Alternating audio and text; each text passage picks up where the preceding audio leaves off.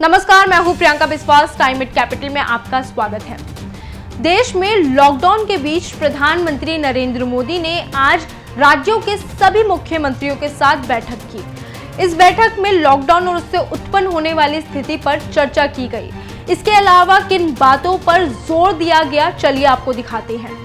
Prime minister Narendra Modi ने कहा कि देश में लॉकडाउन का फायदा हुआ है और बाकी देशों के मुकाबले भारत की स्थिति कई हद तक बेहतर है।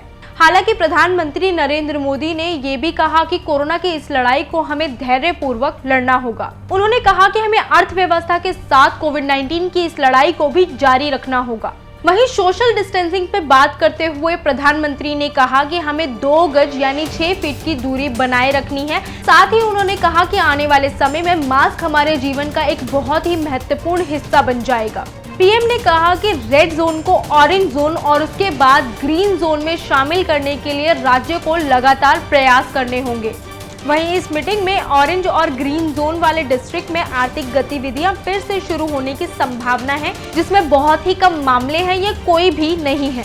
अभी तक स्कूल और कॉलेज बंद रहने की संभावना है और धार्मिक बैठकों और सभाओं पर भी प्रतिबंध जारी रहेगा।